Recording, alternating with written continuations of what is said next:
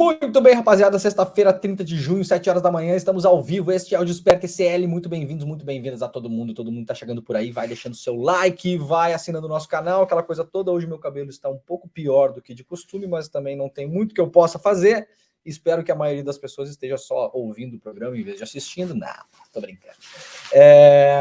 Estamos em viagem, para lembrar vocês, né, essa semana e a próxima não estou fazendo programa do estúdio, vocês devem ter notado, nós estamos aqui com o nosso estúdio móvel, né, maravilhoso estúdio móvel, está montadinho aqui. Essa semana estou em Edimburgo, na Escócia, e na semana que vem, na segunda-feira, aliás, recado importante, pessoal, brasileiros aí que moram em Londres, falo brasileiros, mas falantes de português, de língua portuguesa em geral, porque o evento será, diferentemente do que foi aqui em Edimburgo, será em português, segunda-feira, na London School of Economics. Quem puder aparecer, dá uma olhada nas minhas redes sociais aí que eu vou divulgar o evento hoje, tá, gente? A gente vai estar lá falando sobre o 8 de janeiro, né? Analisando o que aconteceu no 8 de janeiro no Brasil. Então, quem puder, segunda-feira, vai ser no final do dia, se não me engano, 6 horas da tarde. Então dá para sair do trabalho, dar uma passada lá, e quem quiser depois pode sair também e me pagar uma cerveja, apesar do fato de que eu não estou bebendo cerveja, então pode me pagar uma Coca-Cola, sei lá, qualquer coisa.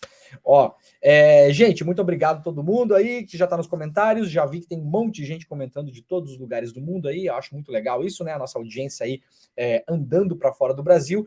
O Mito com TH sugeriu que a gente faça uma enquete hoje sobre a melhor peruca ou cabelo transplantado do STF. Tem isso, Não prestei atenção nisso, não, gente. Eu sou meio ruim nesses detalhes, assim. A gente pode fazer, mas vocês têm que dizer aí quem são os peruqueiros do STF. Vocês sabem? Fala nos comentários aí quem que você acha que é o peruqueiro do STF, daí a gente pode pensar em fazer.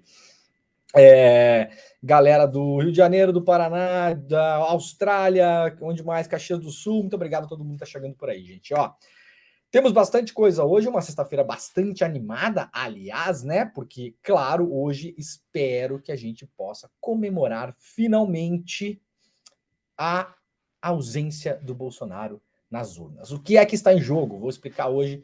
Já expliquei isso ontem, já expliquei na semana passada, mas explicação nunca é demais. E tem gente que assiste o programa todos os dias, tem gente que não consegue. Então vou explicar de novo hoje. O que é que está em jogo? Ontem, a votação no Tribunal Eleitoral, né, no TSE, perdão, terminou em 3-1, né? O 3-1 para quê? Para tirar a carinha do Bolsonaro das urnas eletrônicas até 2030.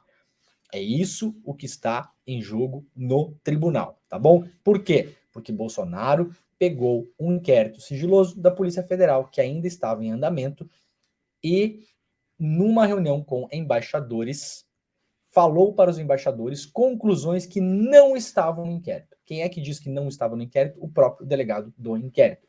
Que conclusão é essa? Que hackers tinham a capacidade de entrar no sistema do TSE e mudar o resultado das eleições. Isso é mentira. Ponto. Não é só uma mentira inventada do Bolsonaro no nível, mas é só a opinião dele. Não. Ele falou que essa conclusão estava em um inquérito da Polícia Federal. É muito mais grave do que o Bolsonaro dar uma opinião furada, um blá blá blá de Bolsonaro, dizendo que as eleições são fraudadas. Tá bom? É muito mais grave do que isso. Não foi ele que foi lá e falou isso, tirou da cabeça dele. Ele mentiu que esta conclusão estava em um inquérito da Polícia Federal. Isso é mentira, tá bom? Então, para além de tudo, acessou o inquérito da Polícia Federal, que estava sob sigilo, levou esse inquérito para a reunião com os embaixadores e levou para os embaixadores conclusões que o inquérito não tem. De novo, quem é que diz que não tem? O próprio delegado do inquérito. Para quem esse delegado falou? Para a própria Polícia Federal, porque, obviamente, quando teve essa reunião com os embaixadores, né, a Polícia Federal foi lá chamar o delegado e falou: vem cá, esse seu inquérito é isso aí mesmo? É isso que você está investigando? Ele falou: não há evidências de que o resultado das eleições possa ser alterado. Este é o caso contra Bolsonaro, tá bom? Já expliquei ontem, mas é legal a gente explicar todos os dias aqui, né? Até porque tem muita coisa rolando, a gente esquece mesmo, né? Eu esqueço um monte de coisa também, preciso voltar, reestudar, reentender, é normal, tá, gente? Fica de boaça com isso, que sempre que precisar a gente volta aqui, reexplica tudo de novo para todo mundo ficar com a cabeça atualizada em relação ao que está rolando, porque tem muita coisa rolando por aí, né? Não pode mais dar opinião, então? Não pode mais achar que a urna é insegura? Pode. Pode. Aliás, ontem, um ministro, no seu voto, fez um exemplo da Terra plana, inclusive, né? Falando, não pode ter opinião se a Terra é plana ou não. Pode. O ministro fez esse exato exemplo, né? Você pode, assim, na sua casa, na mesa do bar, na praça, falando, dando miolo de pão para pombo. Pode, né? O ministro não falou isso sou eu que estou falando. Mas ele deu o exemplo da Terra plana. O que não pode é você basear políticas públicas, por exemplo, se você for um professor em sala de aula, falar sobre ensinar aos alunos, erradamente, que a Terra é plana. Então há uma diferença quando você se veste, né, do cargo de presidente da República, você não pode falar certas coisas. É claro que não, é óbvio que não. Quer continuar sendo amalucado, o doidão da Terra plana, é só não concorrer à presidência da República. Aliás, nos faria um grande favor. Como o Bolsonaro não tinha esse plano, né, eventualmente o TSE vai fazer por ele. Então, terminou ontem, votação 3-1. A gente já volta nesse assunto, vou falar sobre isso, como que vai ficar hoje. O próximo voto é o da Carmen Lúcia, que foi duramente atacada pelo Bolsonaro ao longo dos anos. Depois tem, eventualmente, o voto lá do Cássio Nunes Marques, que aí há um ponto de risco dele pedir vista, né? Ou seja, suspendeu a votação por até 60 dias.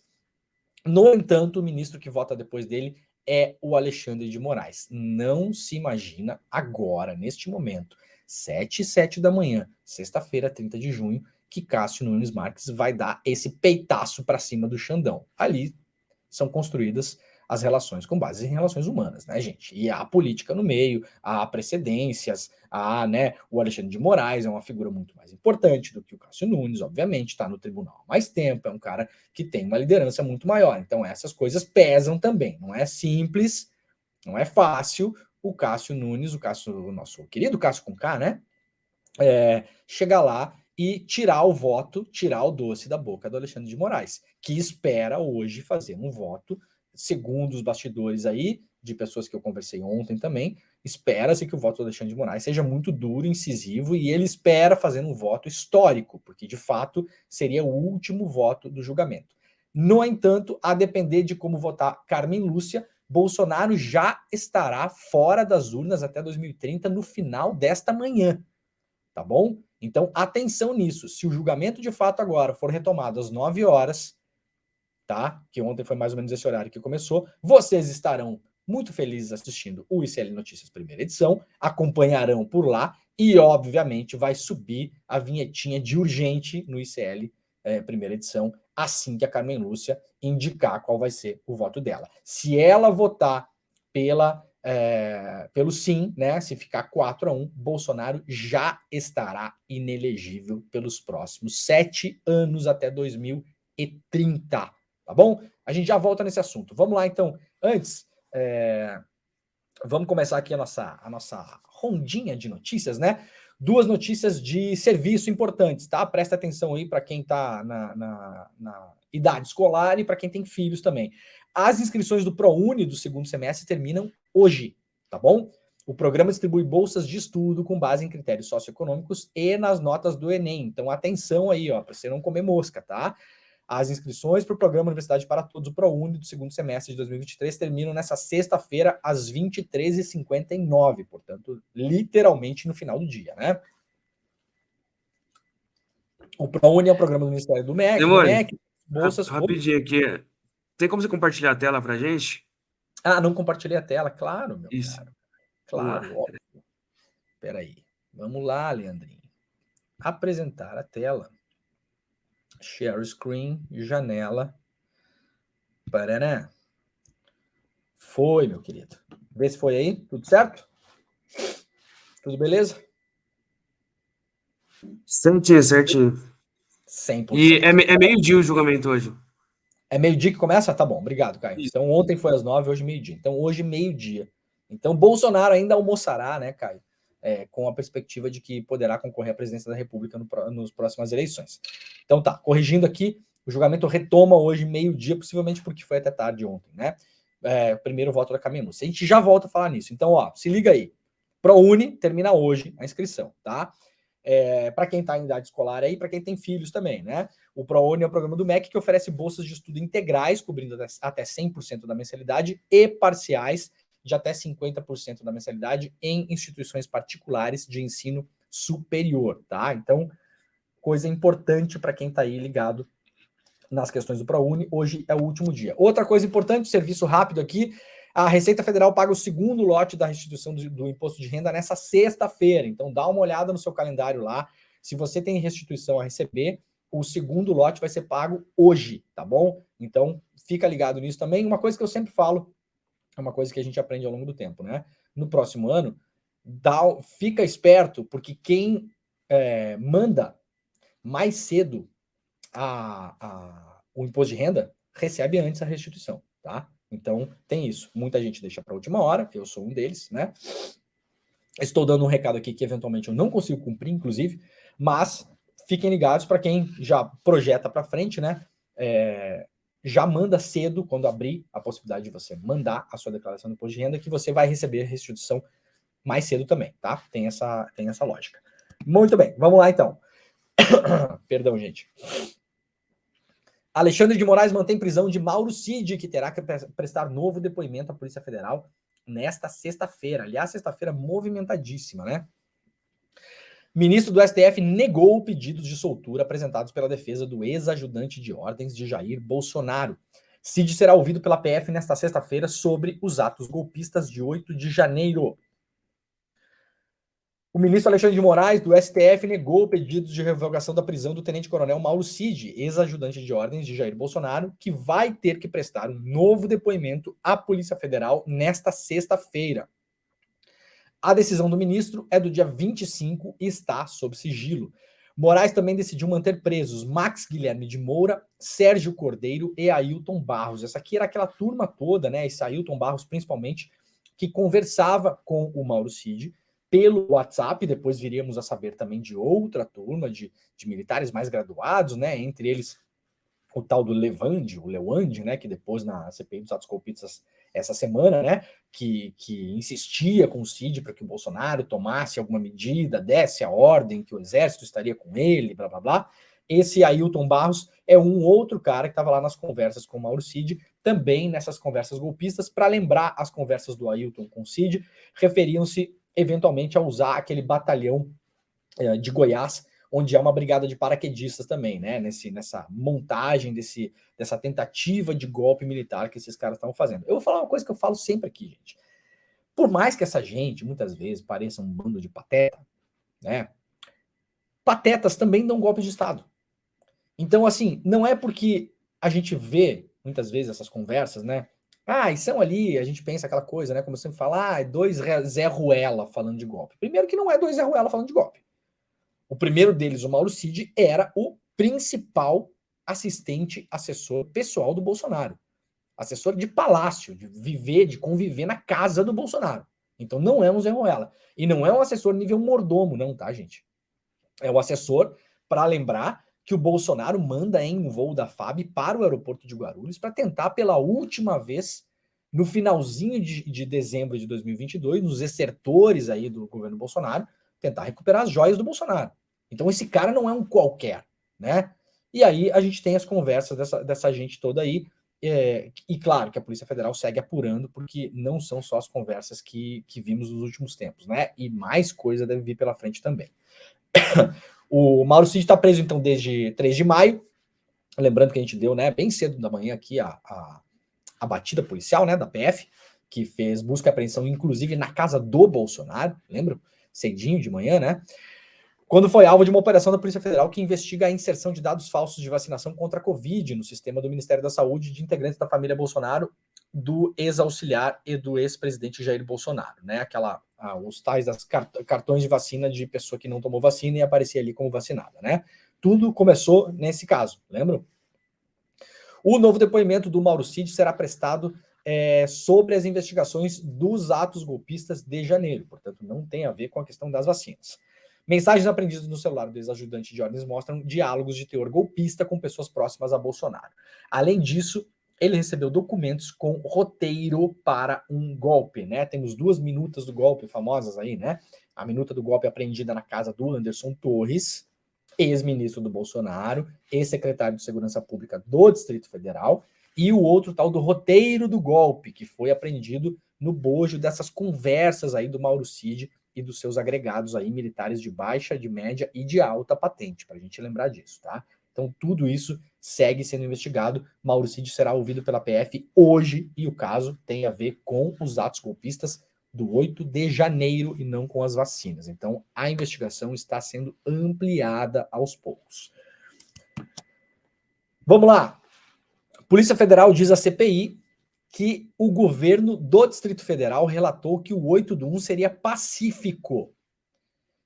A Polícia Federal afirmou à CPI do 8 de janeiro que, um dia antes dos ataques aos 3 poderes, o governo do Distrito Federal relatou que haveria uma simples manifestação de cunho pacífico em Brasília. Lembrando, quem está falando isso não é o Che Guevara, nem o Fidel Castro, nem o Mahatma Gandhi, nem o Mandela, tá? A Polícia Federal está falando isso. A Polícia Federal falou para a CPI que o governo do Distrito Federal, então nas mãos do senhor Ibanez Rocha, que perdeu o governo e depois retornou, né? Tá lá agora, inclusive, relatou que não haveria quebra-quebra, ou seja, que seria uma manifestação de cunho pacífico. Segundo a PF, a informação foi dada pelo número 2 da Secretaria de Segurança Pública, Fernando de Souza Oliveira, e pela coronel da Polícia Militar do DF, Cíntia Queiroz, durante uma reunião no dia 7 de janeiro. Esse número 2 era o número 2, lembremos, do Anderson Torres. Anderson Torres estava onde? Estava em viagem nos Estados Unidos, né? Durante o 8 de janeiro.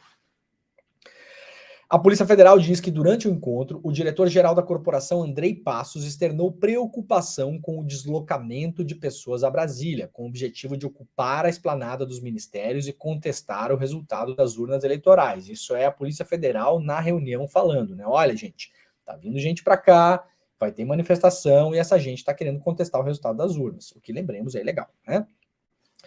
A PF afirma que o diretor-geral destacou o elevado grau de ameaça à segurança, pediu isolamento da esplanada dos ministérios e disse que a movimentação era um ato criminoso por si só, porque atentava contra a democracia. Perfeito, diretor da Polícia Federal. Nada a acrescentar nessa frase, né? Segundo a corporação, a Secretaria de Segurança Pública do DF respondeu que estava ciente e preparada e manifestou entendimento diverso daquele da Polícia Federal, alegando que se trataria de uma simples manifestação de cunho pacífico. Isso explica muito porque a Polícia Militar do Distrito Federal não fez absolutamente nada para impedir que as pessoas chegassem até a Praça dos Três Poderes. Aliás, abriu passagem, deu escolta e guarita e ficou fazendo selfie na frente de viaduto, né? Vocês lembram dessas imagens? Policiais militares, né? A posição da secretaria sobre o caráter pacífico que as manifestações teriam foi expressada mesmo após o setor de inteligência da pasta, na véspera da reunião, identificar intenções golpistas dos bolsonaristas radicais que chegavam a Brasília. No dia 6 de janeiro, portanto 48 horas antes do quebra-quebra do dia 8, a inteligência enviou um documento ao então secretário Anderson Torres e ao órgão responsável por planejar atividades operacionais da área. As divulgações apresentam-se de forma alarmante, dada a afirmação de que tomada de poder ocorreria, principalmente com a invasão ao Congresso Nacional, afirma esse relatório que foi enviado 48 horas antes do 8 de janeiro ao Anderson Torres e à inteligência do DF, tá bom? O documento destaca que os manifestantes propunham não só a invasão do Congresso, mas a ocupação de órgãos públicos que representam os três poderes, o que indica que autoridades sabiam da ameaça também ao Palácio do Planalto e ao STF. Notícia importantíssima hoje, portanto, né? Esse relatório da Polícia Federal enviado à CPI do 8 de janeiro. Vamos lembrar que o general G. Dias, que era o responsável pelo GSI, né, do atual governo, do governo Lula, será ouvido ainda pela CPI dos atos golpistas. Muita coisa a se esclarecer em relação a isso, né? Rapidamente aqui, Toffoli vota para acabar com legítima defesa da honra. Eu não vou ler toda essa notícia, gente, mas isso aqui é aquele clássico show de horrores da justiça brasileira, né? Que está suspenso desde 2021 por uma liminar, mas ao longo de décadas, homens que cometiam crimes contra mulheres, feminicídios, espancamentos, etc., alegavam em tribunal e muitas, talvez da maioria das vezes, as suas alegações eram acolhidas de que teriam feito aquela agressão contra a mulher por legítima defesa da honra. Né? Isso parece uma coisa dos anos 40, porque é, tá? É. Aliás, o nosso Código Penal, se não me engano, é dos anos 40, né? Então, agora, finalmente, o Supremo está se debruçando sobre isso. O Toffoli fez o seu voto ontem, né, na quinta-feira, e pedindo que a corte declare a inconstitucionalidade a tal da tese de legítima defesa da honra. Veremos se finalmente, né, isso vai desaparecer dos tribunais do Brasil. Então, muito bem, parabéns ao Toffoli pelo voto aí nesse caso, né? Caixa Econômica Federal processa Pedro Guimarães por obrigar funcionários a comer pimenta e questionar se o funcionário era Bambi ou fresco. Esse cara é o ex-presidente da Caixa, aquele que foi denunciado por uma série de assédios, é réu em relação a essas denúncias. Hoje, aliás, vocês lembram? Denúncias horríveis foram publicadas pela imprensa no ano passado. Agora, mais coisas vêm à tona em relação a esse cara, né? A Caixa Econômica, a própria Caixa, entrou com mais 2 ações na justiça contra o Pedro Guimarães, que era o executivo do banco. Esse cara, olhem para a cara dele, vocês vão lembrar. Ele apareceu em várias lives do Bolsonaro. Várias. Aquelas lives que o Bolsonaro fez durante a pandemia, inclusive. As lives horrorosas, né? O Pedro Guimarães está em várias delas. Ele era uma das principais figuras do bolsonarismo ali, né? E presidente da Caixa Econômica Federal. E presidiu o banco de janeiro de 2019 a junho de 22. Em uma das ações, a instituição cobra o ressarcimento de R$52 mil, valor de indenização moral que foi obrigada a pagar um funcionário que diz ter sido forçado pelo ex-dirigente a comer pimenta e era questionado, quando não comesse, se era Bambi ou fresco. Esse é o nível do grande bolsonarista Pedro Guimarães, né? Não foi a única coisa que ele fez lá na Caixa, como eu já falei antes aqui, né? Aqui o Globo, na matéria do Globo, relembra isso, né? O Guimarães deixou o cargo há 1 ano quando vieram ao público denúncias de assédio sexual e moral contra eles. As acusações foram investigadas pelo Ministério Público do Trabalho, pelo MPF e resultaram em processo no qual o executivo hoje é réu. A defesa dele nega que ele tenha cometido esses crimes, né? O caso da pimenta teria ocorrido em outubro de 2020, durante uma viagem à agência Chico Mendes, conhecida como sendo a agência Barco, no Amazonas, a agência da Caixa, né? Segundo relatos, na ocasião, a comitiva ofereceu um jantar para homenagear funcionários que se destacavam. E aí, nesse jantar, segundo essa denúncia, o senhor Guimarães pega uma tigela de pimenta, faz todos os funcionários que estavam ali na mesa comerem forçadamente a pimenta. Relatos de que várias pessoas, inclusive, passaram mal, né? Enquanto fazia isso, segundo os relatos, todos os empregados presentes receberam 2 conchas e foram obrigados a comer a pimenta. Conforme as pessoas tentavam comer e passavam mal com o forte ardor da pimenta, o presidente, o senhor Guimarães, gargalhava, segundo esta denúncia. Uma colega tentou esconder a pimenta debaixo de uma folha de alface. O presidente enfiou a própria mão no prato de comida dela, jogou a alface fora, servindo a mais 2 conchas de pimenta, relata a acusação no processo. Então, mais um processo aí contra o senhor Guimarães. E o que chama muita atenção nessa notícia, que está lá no pé, a gente vai puxar aqui, é o seguinte, ó. Tem uma que se chama no jornalismo de retranca. Vocês estão vendo aqui escrito improbidade administrativa, né? Presta atenção no que eu vou ler agora. Olha aqui, ó. Em outra nova ação, tá? A Caixa está movendo 2 ações contra o Pedro Guimarães, 2 novas, né? A primeira, essa questão absurda em relação aos funcionários, essa questão da pimenta, né? A segunda é isso aqui, ó. Em outra nova ação, por improbidade administrativa, a instituição afirma que Guimarães indicou a si mesmo para integrar 27 conselhos de empresas públicas e privadas das quais a Caixa é sócia. O banco argumenta que a lei das estatais limita a indicação a 2 conselhos. Eu vou repetir. O Pedro Guimarães indicou a si próprio para sentar no conselho de 27 empresas públicas e privadas das quais a Caixa é sócia. Ele, obviamente, recebia dinheiro de todas elas, porque ninguém senta no conselho de empresa nenhuma sem receber grana. Vocês entenderam quanto dinheiro essa gente... Esse aqui é o governo contra a corrupção, tá, gente? Pra gente lembrar, né? Esse é o governo contra a corrupção, o governo da família, o governo das pessoas de bem. Esse aqui. Esse é o governo que a Lava Jato levou ao poder, inclusive, né? Contra a corrupção. Esse aqui é o combate à corrupção. Corrupção no governo do Bolsonaro acabou, né? Como diz o Bolsonaro. Acabou a corrupção no governo dele, né? Basicamente porque pararam de investigar. Então tá aqui, ó, o próprio presidente da Caixa, que aparece em várias lives com o Bolsonaro, estava sempre colado no Bolsonaro, para lá e para cá, indicou a si próprio para 27 conselhos de empresas, né? A instituição, a Caixa, claro, alega que houve improbidade por considerar que o executivo apenas recebia pela participação nos conselhos, sem efetivamente comparecer às reuniões e exercer a função de conselheiro.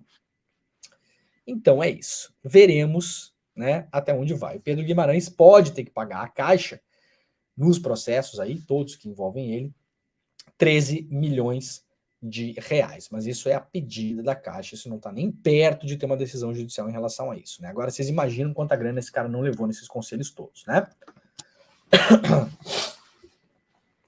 Muito bem, vamos lá falar de Bolsonaro. Ó, quem tá chegando por aí, gente, vai deixando seu like, vai fazendo aquela coisa toda, né?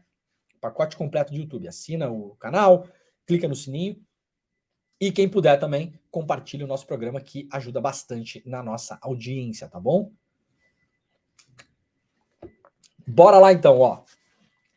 TSE caminha para tornar Bolsonaro inelegível por uso da presidência para deslegitimar eleições. O TSE se encaminha hoje, né? Caminha hoje para então votar finalmente ou tentar chegar ao final da votação do processo contra o ex-presidente Bolsonaro, como já expliquei aqui, que tem relação com um inquérito da Polícia Federal que ele distorceu, inventou uma conclusão e mentiu para embaixadores. Não só para embaixadores, para o mundo todo, porque aquele evento estava sendo transmitido ao vivo pelos canais estatais de comunicação. Então não era sequer uma reunião fechada, né? Dos 4 ministros que votaram até esta quinta-feira, 3 consideraram que o ex-presidente buscou se beneficiar eleitoralmente do evento, atacando bases da democracia, como a confiança no processo eleitoral.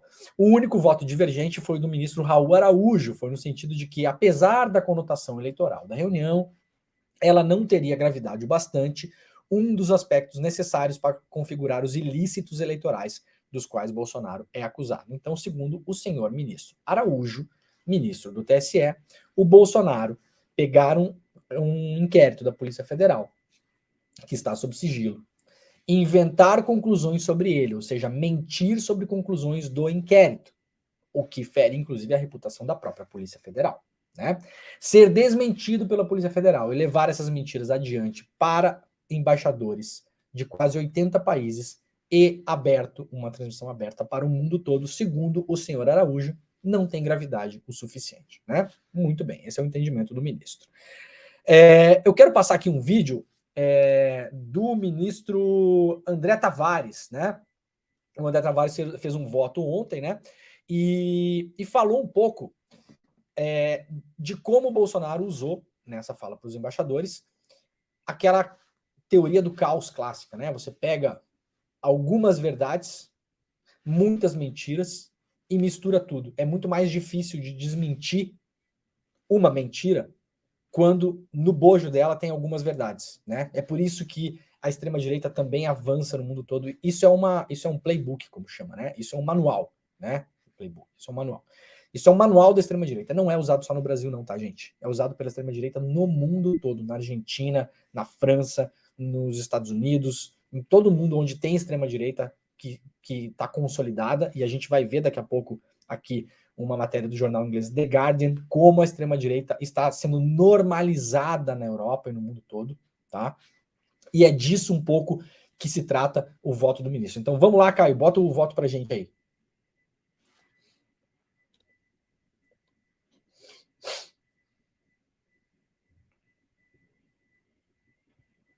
Caiu. Inviável, objetivamente falando, acolher a tese defensiva na linha de que não houve divulgação de informação falsa ou ainda de que a informação veiculada baseou-se em subsídios concretos capazes de sustentar um discurso que, como resultado geral final, teria sido positivo e verdadeiro.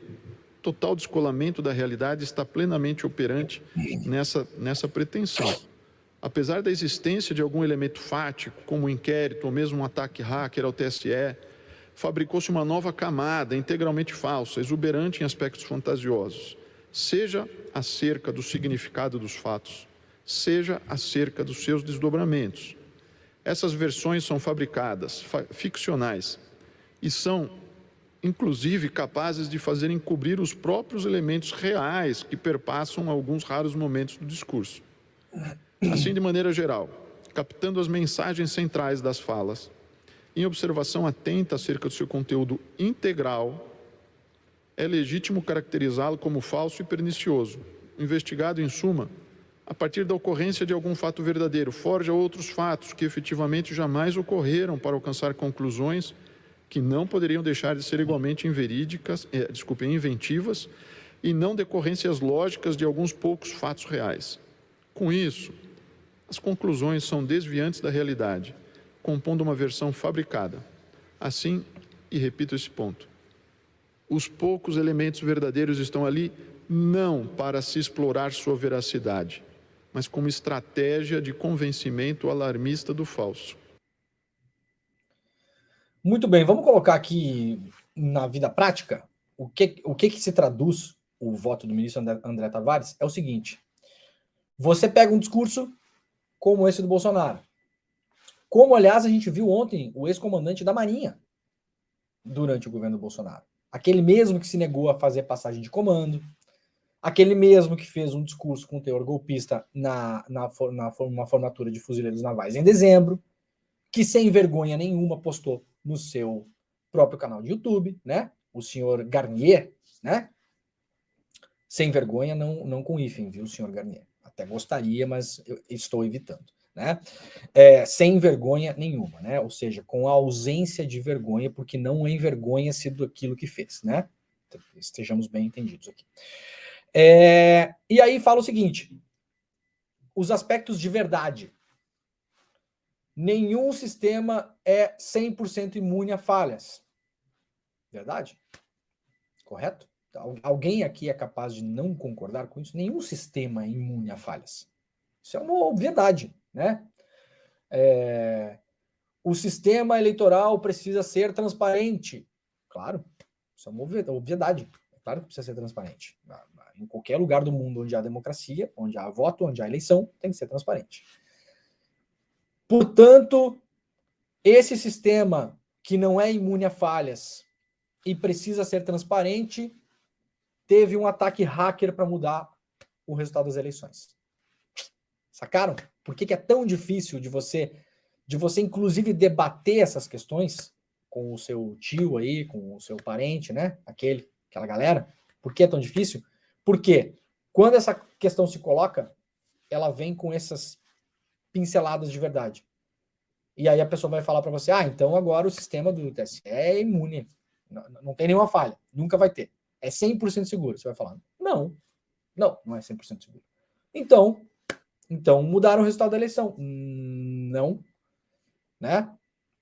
A conclusão não está atinente às primeiras informações. Então, basicamente foi isso que o ministro falou na conclusão do voto dele ontem. Agora, Bolsonaro, que passou anos atacando o STF, notícia publicada hoje pelo Valor Econômico, está em outros lugares também, quem sabe Deus possa tocar o coração de Alexandre de Moraes, diz Bolsonaro na véspera. Cara, tem dias que assim, ó, tem dia que parece que é de noite, como diz um amigo meu, né? O Bolsonaro, até o ano passado, A gente precisa lembrar disso. Eu vou lembrar vocês pra gente dar risada juntos, porque eu não quero ficar rindo sozinho aqui. Até o ano passado, o Bolsonaro chamava o Alexandre de Moraes de canalha. Canalha. Ele usou essa palavra. Vocês lembram disso? Num dos caminhões de som do Bolsonaro, acho que foi na Paulista, né? Teve um do 7 de setembro que o Bolsonaro fez um discurso em Brasília, meio flopado, não tinha muita gente lá, depois foi para Paulista. Em Brasília foi uma coisa meio republicana, assim, né? Todo mundo achava que não ia dar nada. Aí o Bolsonaro chegou em São Paulo e ficou doido, né? E chamou o Xandão de canalha. Canalha!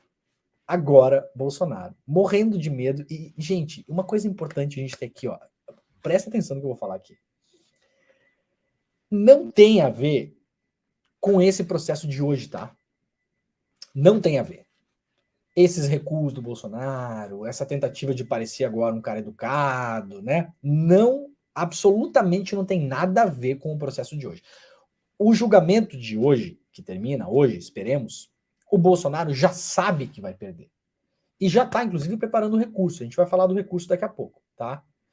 O Bolsonaro tem mais 15 processos no TSE. Mas tampouco essas frases do Bolsonaro têm a ver com isso. O Bolsonaro está com medo de ser preso. Preso. Tá? Essa é a grande questão. O Bolsonaro não está olhando para hoje. O Bolsonaro está olhando para amanhã. Esse processo do TSE, ele abriu outras portas também. Aliás, o ministro Benedito Gonçalves, que é o relator, que fez o relatório pela cassação da possibilidade do Bolsonaro concorrer a eleições, enviou esses documentos todos para o STF e para o TCU. Então, assim, isso pode ser apensado depois em ações penais contra o Bolsonaro. Então, o Bolsonaro não está com... O problema dele não é o julgamento de hoje. Vocês acham que um cara que um ano atrás chamou o Alexandre de Moraes de canalha, hoje está falando que Deus tem que tocar o coraçãozinho dele? Vocês acham que ele tem algum problema em terminar o dia hoje inelegível? Não é essa a questão. O Bolsonaro está olhando para frente e está vendo que, eventualmente, daqui a um ano ele está dormindo na cadeia. Esse é o grande problema do Bolsonaro. É isso que ele está tentando consertar agora, né? Então, diz o Valor Econômico aqui, após o Tribunal Superior Eleitoral suspender a ação que julga a inelegibilidade de Bolsonaro, com placar de 3-1, o ex-presidente afirmou que se sente completamente injustiçado e espera que Deus toque o coração do ministro Alexandre de Moraes. A votação, portanto, será retomada hoje. Frase do Bolsonaro: não acabou ainda. Vamos esperar acabar. Quem sabe o Alexandre de Moraes tem um momento de Deus tocar o coração dele. Até a frase é torta e mal feita, né? Quem sabe o Alexandre de Moraes tem um momento de Deus tocar o coração dele. Quem sabe, né? Quem sabe dá para refazer essa frase. A frase é tão ruim que é até difícil de refazer ela, né? Porque até agora não tocou em momento nenhum, né? Então, assim, o Bolsonaro, até quando ele tenta ser um cara, né, tranquilo, acabou de chamar o Alexandre de Moraes aqui de uma pessoa sem Deus, né? Porque Deus não tocou o coração do Alexandre de Moraes em nenhum momento, Xandão. Presta atenção. Isso aqui não é elogio, Xandão, tá? Não é elogio. Ele tá falando que o senhor é uma pessoa que o seu coração não foi tocado por Deus, até hoje, né? Espera que seja, um dia, né? Essa declaração do Bolsonaro foi dada a jornalistas quando ele saiu do seu famoso, o condomínio Barra da Tijuca lá, como é que é? O Vivendas da Barra, né? O condomínio onde, aliás, foi preso um miliciano, né? O vizinho do Bolsonaro lá, envolvido com o tráfico de armas, né? Quando ocupava a presidência, Bolsonaro protagonizou, lembra aqui o Valor Econômico, diversos embates com Moraes. Aqui chegou a chamar de canalha e eu tinha esquecido disso, vagabundo, e ameaçou descumprir decisões do ministro do Supremo Tribunal Federal. Lembram que o Bolsonaro falou isso, inclusive, também no 7 de setembro, né? Não vou mais cumprir nenhuma decisão do Xandão, né? Canalha, vagabundo, agora tá esperando Deus tocar o coraçãozinho dele. Bom, eu diria que não resta muita coisa ao Bolsonaro em termos de esperança nesse processo. No entanto, divergência no julgamento de Bolsonaro no TSE reforça a possibilidade de recursos. Isso aqui está sendo publicado pelo G1. Eu já falei sobre isso na semana passada e ontem também, né? O que é que o Bolsonaro vai tentar fazer a partir de agora? Primeiro, recurso para o próprio TSE. Depois, eventualmente, recurso para o STF. No acórdão vai constar as diferentes visões de ministros em relação a pontos centrais da estratégia, nesse recurso do Bolsonaro. Entre eles, qual é o coração aqui, né? Falando em coração, Deus toca coração e tal. Qual que é o coração aqui? Aliás, lembrei da música Coração de Frango, do Falcão, né? Quem não conhece, música genial. Mas, desfeito parênteses, da discussão da defesa do Bolsonaro. A discussão sobre se foi regular ou não a inclusão da tal minuta do golpe. Então a defesa fala, não poderia ter incluído a minuta do golpe na casa do Anderson Torres neste processo contra o Bolsonaro. Por quê? Porque o processo refere-se apenas à reunião com os embaixadores, tá? O ministro Benedito Gonçalves falou que a minuta do golpe entrou como contexto da situação. Então esse é um embate que vai ser feito. O debate sobre a gravidade da reunião, como vimos aqui, o ministro falou que não é grave, o Bolsonaro falsificar uma conclusão de um inquérito da Polícia Federal e divulgar isso para o mundo todo na frente de quase 80 embaixadores. Teve um ministro do TSE que falou que não acha que isso seja grave. Né? É uma coisa tranquila, normal. Vamos normalizar isso. Qualquer presidente vai poder fazer isso a partir de agora, né? O senhor Raul Fernandes. E a discussão sobre a ocorrência de abuso de finalidade e desvio de poder no ato de Bolsonaro. Né? O abuso da finalidade é o tal do abuso do poder político. Você usar um cargo político que você tem para abusar daquele direito. Tá?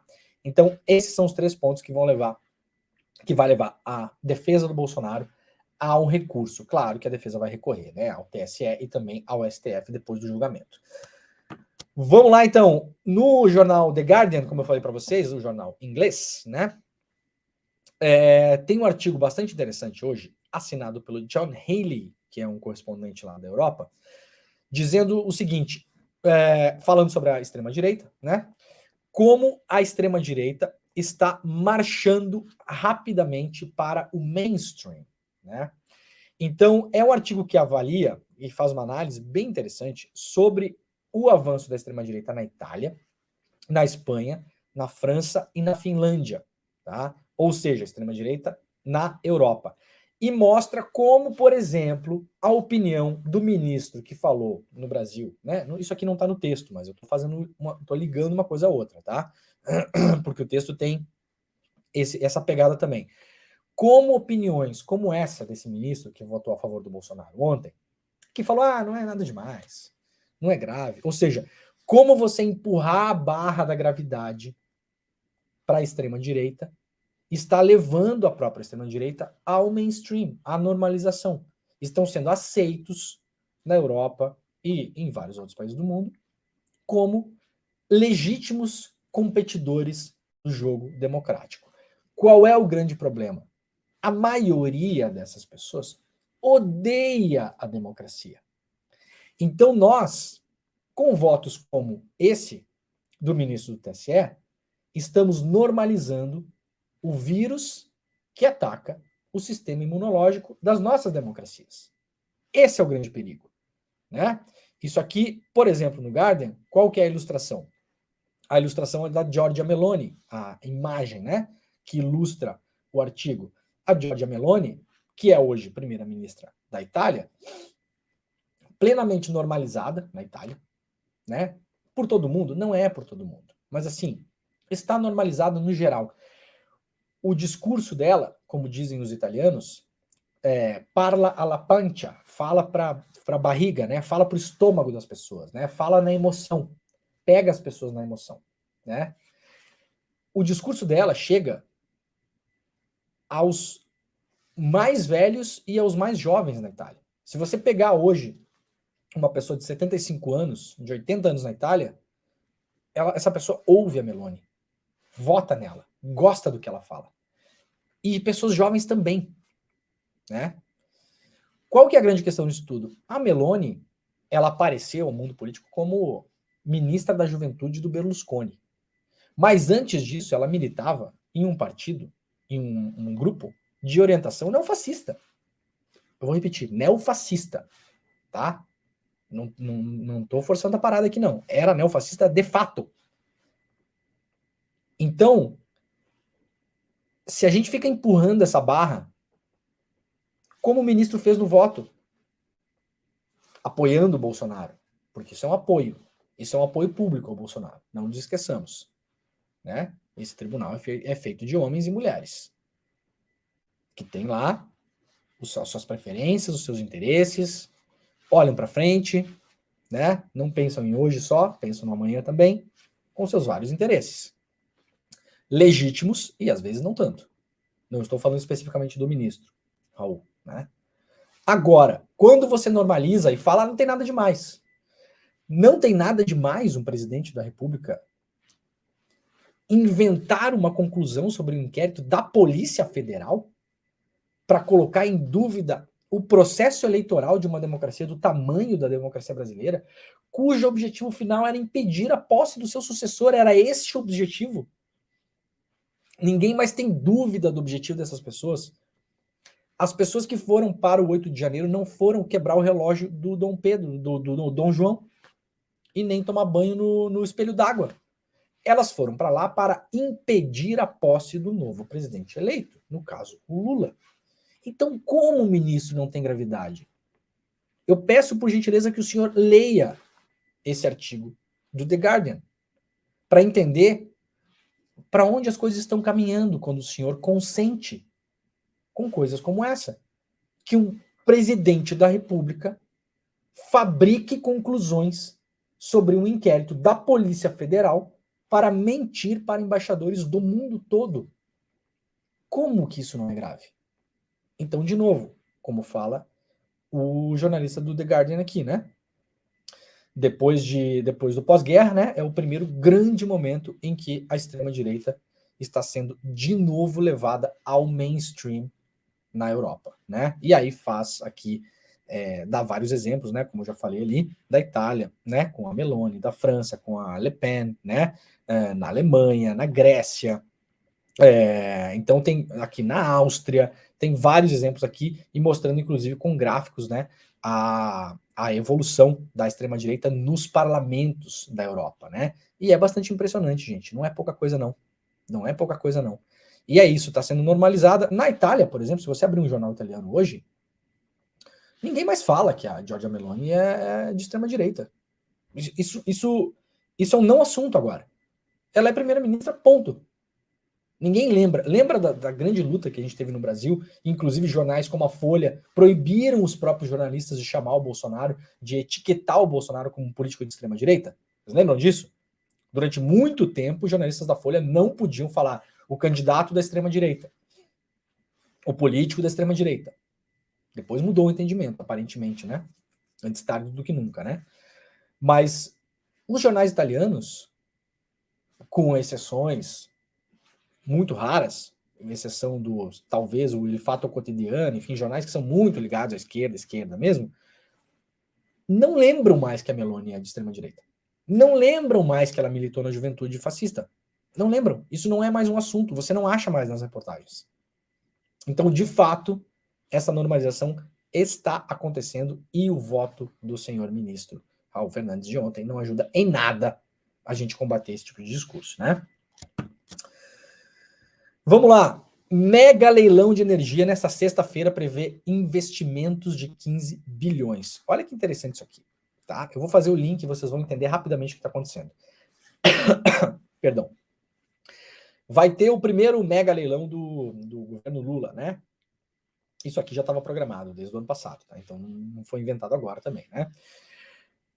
Que contempla linhas de transmissão em 7 estados e contratos de 30 anos. O mega leilão de linhas de transmissão de energia, o primeiro do governo do presidente Lula, ocorre nessa sexta-feira na B3 em São Paulo, com investimentos totais previstos de 15 bi. Primeiro, a escolha da palavra investimentos, ela é uma escolha, né?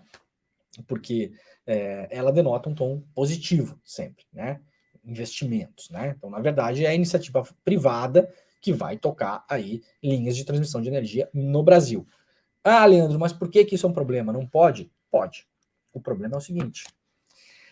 Eletrobras deve ser o grande player em leilão dessa sexta-feira, disse o ministro de Minas e Energia, Alexandre Silveira. Alexandre Silveira, que aliás aumentou o seu patrimônio aí em vários porcentos nos últimos anos, como mostramos ontem no programa aqui, reportagem do repórter Tiago Erdi do UOL, né? Suspeitíssimo o aumento de patrimônio do ministro das Minas e Energia. O que é que ele falou ontem a jornalistas? Espera que a Eletrobras seja o grande player desse mega leilão que vai acontecer a partir de hoje. Então, eu vou explicar rapidamente a conexão que a gente faz aqui. Fraude das Americanas, perpetrada durante no momento em que esses três senhores aqui, o senhor Lehman, o senhor Telles e o senhor Sicupira, eram os controladores e acionistas de referência das Americanas.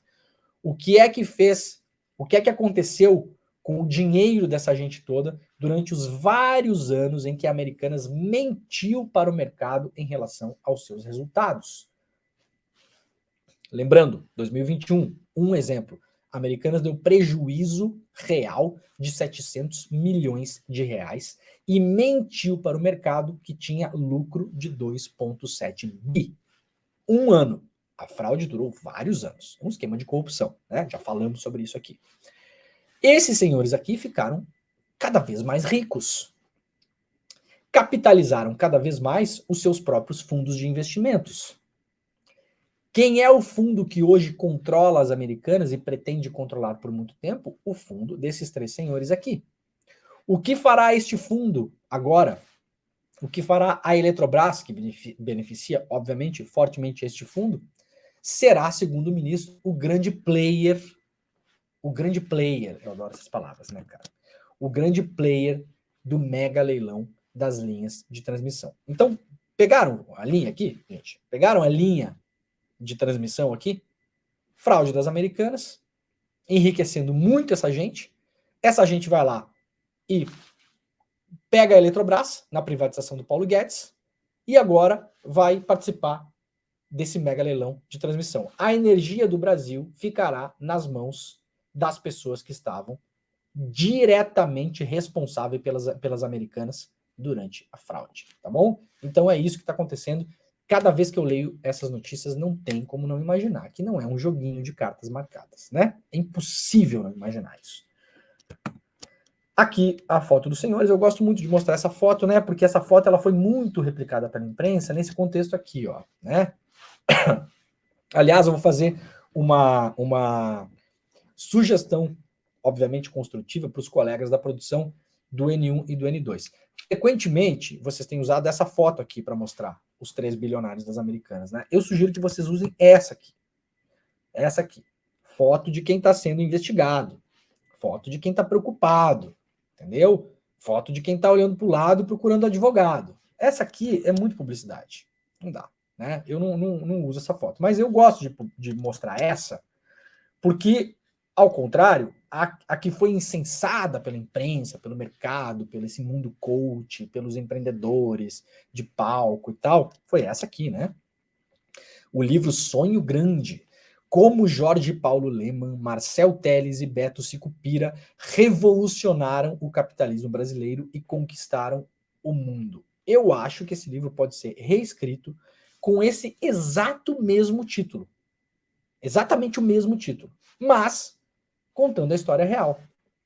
Da fraude, das Americanas, de onde esse dinheiro foi parar, de como foi a privatização da Eletrobras, de como eles manipularam um monte de gente para enfiar um monte de gente do interesse deles lá no conselho da Eletrobras, para controlar a Eletrobras, e agora a Eletrobras vai comprar muito, possivelmente vai participar da concessão por 30 anos do monte de linha de transmissão, ou seja, a energia elétrica que chega na nossa casa estará na mão desses sujeitos do Sonho Grande. Então esse livro eu sugiro que seja reescrito, né? O título pode ficar o mesmo, viu? Como Lemann, Telles e Sicupira revolucionaram o capitalismo brasileiro, de fato, né? E conquistaram o mundo. Mas aí sim, conta como mesmo, né? Não no blá blá blá, tá bom? Então, foto correta, essa. Essa aqui é a foto de quem está procurando advogado, né? Olhando para o lado, né? Para ver o que está acontecendo. Dormindo de terno, eventualmente. Se bem que esses caras não dormem de terno. Na Suíça ninguém dorme de terno, né?